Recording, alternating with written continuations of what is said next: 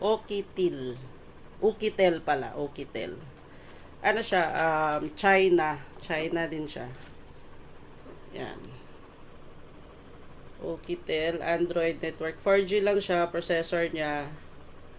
Ayan yung processor niya. Tapos, 8 GB RAM up to 15 GB RAM. Expandable yan siya. Tapos, 256 GB storage capacity. Pero yung camera niya, 48 megapixel lang yung yung rear. Yung front naman, yung selfie cam is 5 megapixel lang. Ayan. Ito kasi yung tiningnan ko dito. Yung battery niya na 10,600 milliampere. Tapos, Android 13. Asa ba nakalagay yung Android 13 nito? Basta yun na yun. Nakita ko lang siya. Tapos, tingnan na natin. Yan. Ito, pamaypay. Ay, lumipad. Ito, meron siyang warranty certificate. Sabi doon, nung pinorchase ko siya, kasi sa Lazada ko to siya binili. Ano daw, 1 year warranty. So, tingnan natin. Pero sana naman, kasi hassle mag-ano ng warranty. Tapos, meron siyang SIM ejector. User manual. Yan po. Yan, ito po yung version niya, WP28. Tapos, yung charger niya, Type-C to Type-C la. Type-C to Type-C. Kasi, ito siya, Type-C. Type-C din yung port niya. Pero, pwedeng, etong phone na to, sabi, pwede ka daw kumuha dito ng power. Pwede mo siyang gawing power bank para i-charge yung iba mong phone. So, okay, di ba? Kasi nga naman, yung battery niya ay 10,600 mAh. So, pwede tayo magnakaw ng power dito. Tapos, sabi naman, ito, hindi masyadong makita kasi, basta yun na yun. Fast charger daw, 33 watts. Yan. Ito na tayo. Ito na.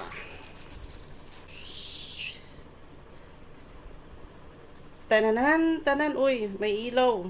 Wala eh. Against the light tayo. Ayan. Ayun pala siya. Ayan. Octa-core. Ayan. Lahat ng specs niya nandiyan dyan. Main specs. Ayan. Android 13. Fingerprint unlock. Ayan. Andyan sila lahat pala. Nanap ko dun sa kahon. Hindi ko makita. So, ako kasi kapag nag-start ako ng bagong phone na ganito, hindi ko muna tinatanggal yung plastic. Iniiwanan ko yan muna siya dyan. Pero tingnan nyo, kapal. Tapos mabigat. Kunat. So, power on muna natin. Kasi ganun ako mag-ano. Ayun. Nabuhay naman. Android, powered by Ang tagal Yung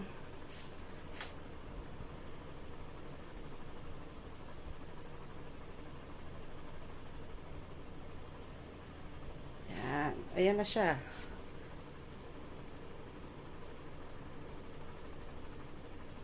So, nag-function na. Nabukas naman siya. Ayan. Kaya, pasok natin yung password. So, ayun. Nalagin na natin yung password ng Wi-Fi. Antayin na lang natin mga ilang oras kaya.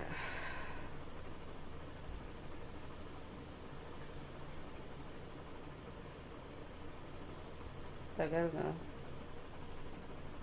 Sabi naman nakalagay naman, getting your phone ready, this may take a few minutes. So, wala pa naman siguro tayong 1 minuto eh. Antayin na lang natin.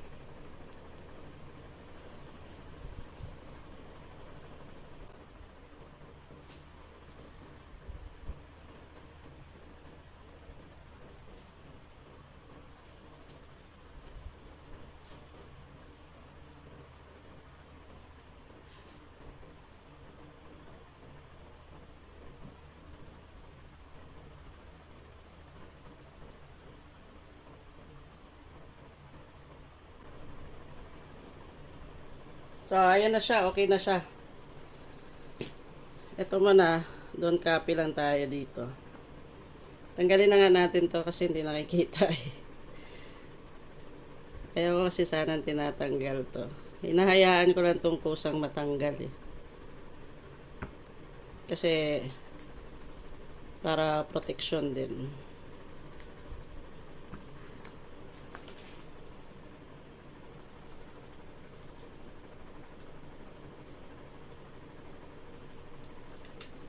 Meron naman pala siyang ano, meron siyang tawag yan, screen protector. Ayan o. Basta yun na yun, meron siyang screen protector. Ayan, skip lang natin muna.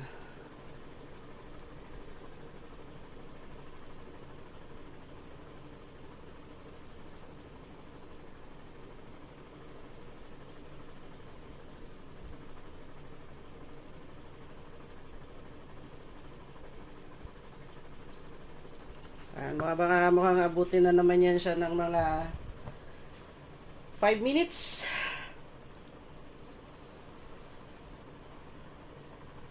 Tagal, no?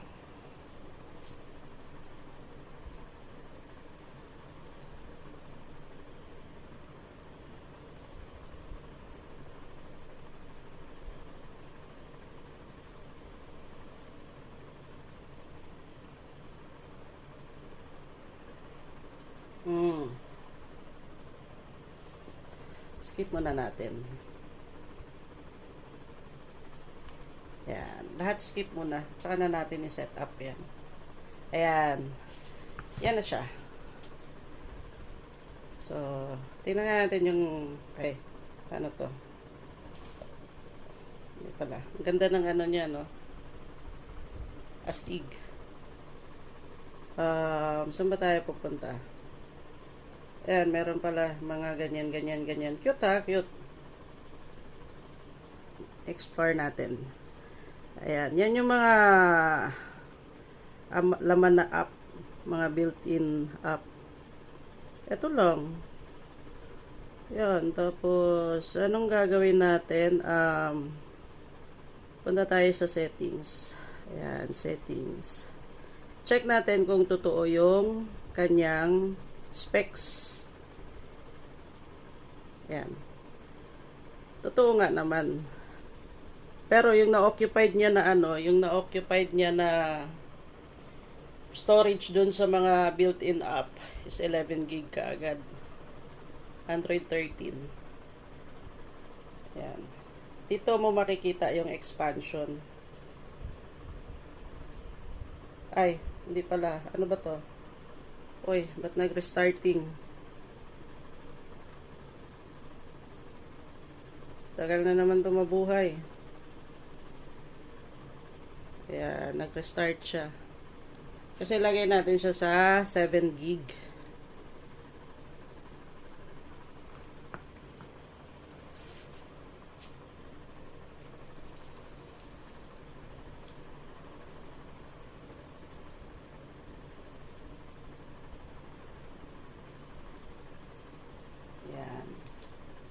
Buhay naman pala kagad. Yan. Tapos, buksan natin siya. Settings.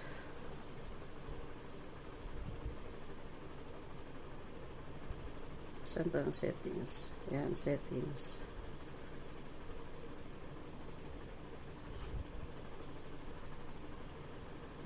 Mamaya na lang yan kasi mag-ano na naman. Magre-restart na naman siya. Matatagalan na naman tayo. Ayan, dual SIM din siya. Tapos, ano naman siya? Parehong-pareho lang siya sa mga ano, sa mga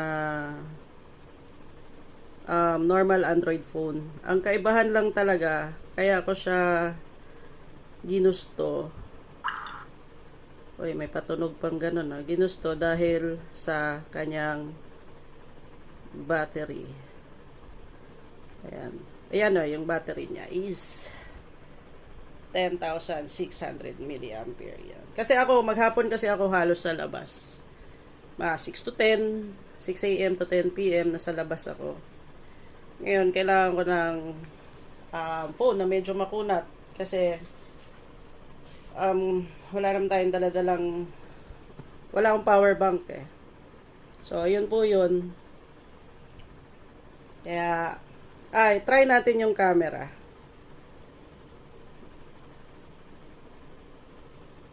Hindi pala siya ano ba yun?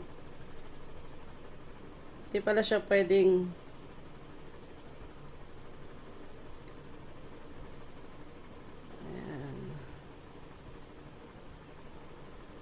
kailangan pala siyang kailangan siya ng permission. Camera. Naka-allowed naman na. Yan.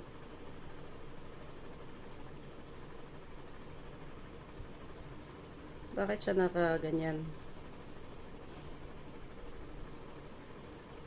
Allow.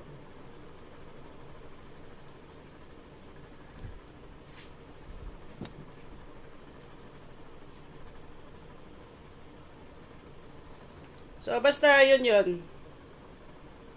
Magdadagdag na lang tayo ng magdadagdag tayo ng update dito kung kumusta tong phone na to. Kasi, aralin ko pa siya kasi hindi ko pa talaga siya alam. Medyo mabigat siya. Ayan, kailangan ko pang ibukas yung mga permission. Tapos yun. Sobrang makapal. Ayan. Meron siyang Type-C port na may takip. Diba? May patakip pa siya. Pero, di ko alam kung baka kailangan din ng headset na Type-C. Ito yung speaker niya. Ito yung speaker niya. Ano naman to? Ano na siya? Parang, hindi mo na siya kailangan na, ito pala yung SIM card, niya. Ano ba? Hindi makita. Ayan. SIM card slot niya. Ayan yung itsura niya sa likod. Ito siya, hindi na kailangan ng casing kasi na siya eh. Para na siyang built-in case. Ayan. Paano ba to? Pwede ba to tanggalin? Basta yun, hindi ko alam. Aralin ko. Ayan lang po. Gusto ko lang ipakita. Tapos, anuhan natin yung kung ilang araw yung niya. Ilang araw yung kanyang battery.